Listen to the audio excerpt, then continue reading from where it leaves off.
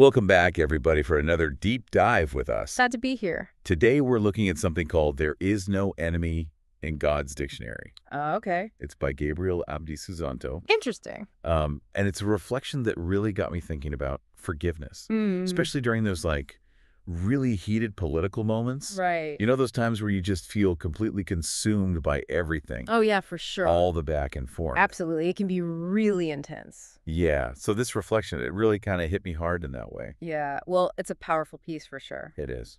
The author starts off with this really interesting question Okay. about whether God actually, takes sides in conflicts. Wow. And that leads into this deeper exploration of what forgiveness really means Okay. and how it can actually impact our lives, on a personal level. Yeah, I love that. Yeah. He actually starts off by describing two armies at war. Uh-huh. And they're both praying to God for victory. It immediately highlights just how complex this whole idea of God's role in conflict can be. Right, because it raises the question of, whose side is God really on? Exactly. If both sides are praying for victory. And it made me think about how, individuals, how they interpret their faith, and how that can be used even to justify actions. Absolutely. Even in really extreme situations. Yeah, you see that throughout history. That's a really key point. It is. And, Susanto uses this image to kind of set up his interpretation of Matthew 5.43, round 4.8. Okay. Which really emphasizes God's universal love. Okay. And so the concept of an enemy, he's arguing, is something that humans created. It's not a divine concept. That's a pretty radical idea when you think about it. It is. Especially today. Yeah. So easy to categorize people as us versus them. Especially in this political climate. Oh my gosh, yes. So charged, right? Yeah, it's everywhere. It's everywhere. So to illustrate this, Susanto shares his own personal struggle with forgiveness after an election. Oh, wow. And he describes this deep sadness and anger. Okay. But it wasn't just because his candidate lost. Oh, interesting. But because he felt like the process itself was unfair. I see. So it wasn't just about the outcome. No. It was about the process. Yes. And that was really interesting to me. It is interesting. Because it wasn't just about the outcome. Right. But his perception of the process being flawed. Yeah, something wasn't right. Yes. And it speaks to this deeper sense of injustice. Absolutely. That can be really hard to come to terms with. Right. It's hard to reconcile. Yeah. It makes you think if his emotional state at the time maybe influenced how he saw the situation. Interesting. Maybe there were some cognitive biases at play. Okay. That, led him to focus on certain information. Right. And kind of fueling that sense of anger even more. That's a really good point. Something to think about. Because we do that, right? We all do. We filter things through what we already believe. Through our existing beliefs, exactly. Especially when we're really emotional about something. Absolutely. And Susanto's experience really highlights how important it is to be aware of those potential biases. Especially when you're dealing with sensitive topics. It's you have to step back. You do. And be like, wait a minute. Yeah, check yourself. Yeah. Before you wreck yourself. Exactly. Right. So given this experience, how does Susanto define forgiveness? That's the big question, isn't it? Yeah, because he acknowledges that it's a really difficult concept. It is, especially when you feel wronged. Right. Deeply wronged. Yeah. So how does he define it? Well, he makes this really crucial distinction between forgiveness and condoning actions. Okay. So forgiveness to him doesn't mean letting someone off the hook Okay. or ignoring consequences. Okay. It's not about that. Right. It's about shifting the focus inward. Oh. Recognizing that forgiveness is ultimately for our own benefit. That's interesting. Yeah. He actually shares that he got sick after a previous election because of all the stress and negative emotion. He held on to that. Yeah. Wow. It emphasizes that holding on to anger and resentment. Yeah. It can have real consequences. Real consequences, for sure. On our well-being. Physically. Emotionally, mentally. It's like carrying around a heavy weight, as he describes it. It is. It weighs you down. Yeah. And so forgiveness, in his view, is about releasing that burden. Letting go. Letting go so you can move forward. But he also makes it clear that forgiveness is a process. It's not a destination. Right. Yeah. It's not like you wake up one day and everything's fine. Yeah. No, it doesn't work that way. So. Susanto describes it as this continuous journey that requires conscious effort and a willingness to choose love over anger over and over again. Wow. He even compares it to increasing the degree of our spirit. Interesting. Suggesting it's a path to personal growth. So it's not about suppressing or ignoring not at all negative emotions. It's about transforming them into something more constructive. I like that. Yeah. He talks about the importance of consciously filling yourself with love. Yes. To counteract those feelings of anger and resentment. To counteract the negativity. Yeah. Exactly. It's about actively choosing a different way to respond. Right. Even when it's hard. Even when it's really hard. Yeah. He doesn't suggest it's easy though, does he? No, he's very honest about that. Yeah, he talks about constantly having to fight. Yeah. Fight to conquer himself, he says. Especially when those feelings of anger come back up. They resurface. Yeah. Yeah, it's a battle he faces internally. Wow. So where does this internal battle fit in to this larger concept of no enemies? Right. Because if we're constantly struggling with our own anger and resentment, how can we really let go of having enemies? That's a great question, and it's something we'll explore further as we dive deeper into Susanto's reflections. Okay, I'm ready. Let's do it.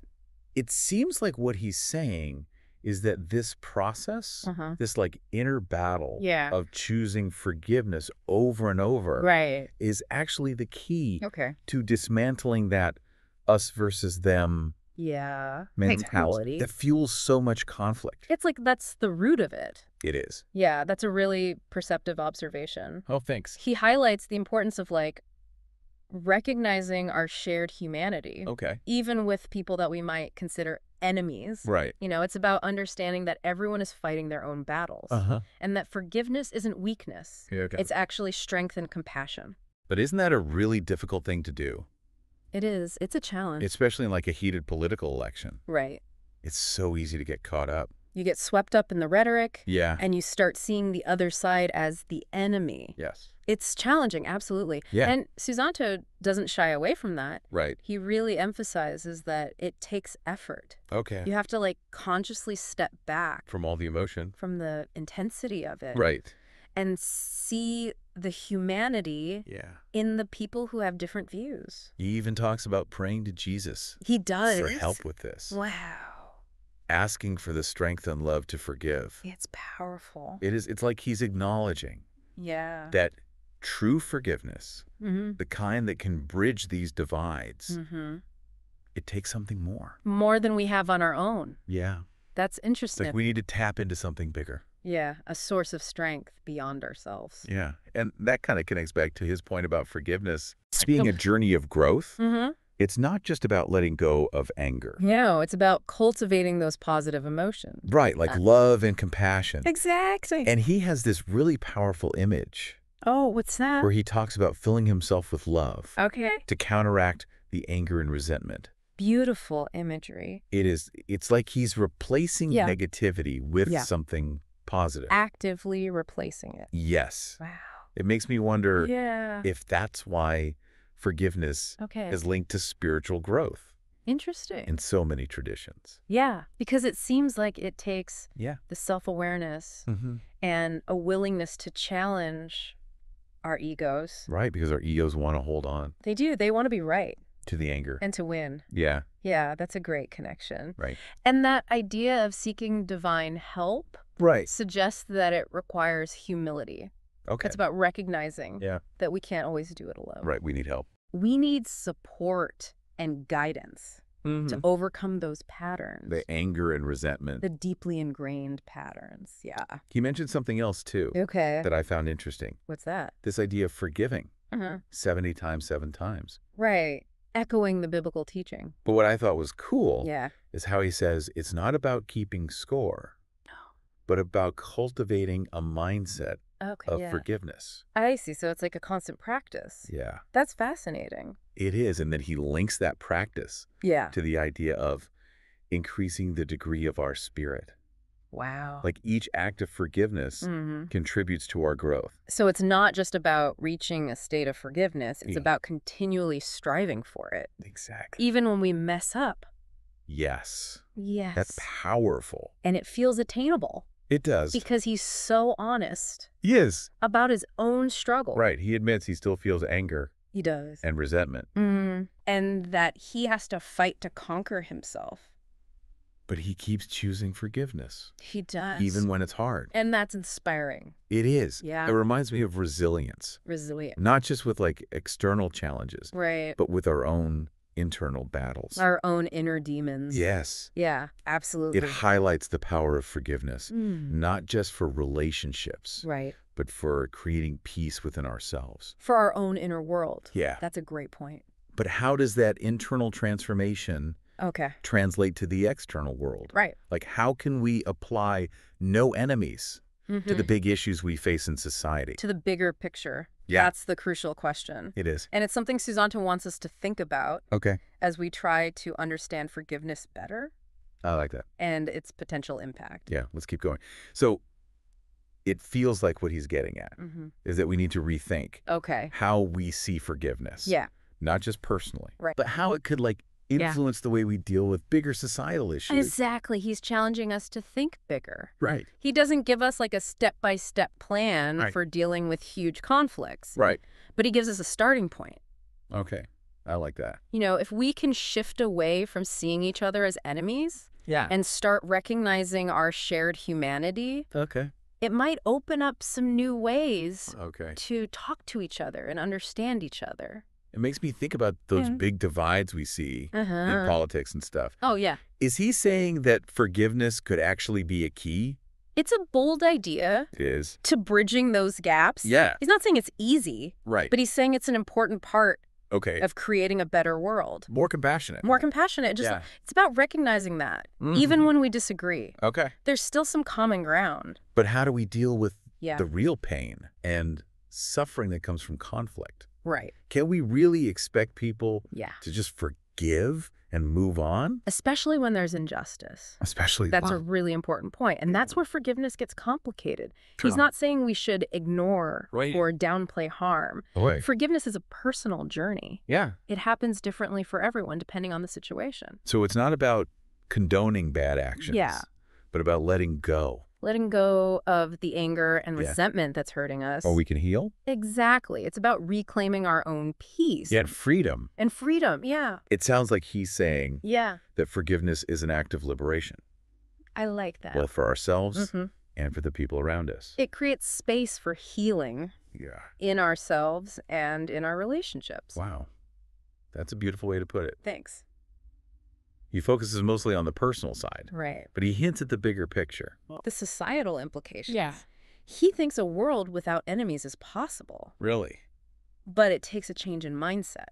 Okay. We have to be willing to see beyond our differences. And see that we're all connected. Exactly. It's challenging. It is. But it's hopeful. It is very hopeful. So as we wrap up, yeah, I'm left with a feeling of the challenge, but also the potential of forgiveness. Me too. It's a journey. It is. It takes courage and humility. And being willing to admit when we're wrong. Yeah, and Susanto shows us it's a journey worth taking. For ourselves. And for the world. I think the biggest takeaway is that forgiveness is personal.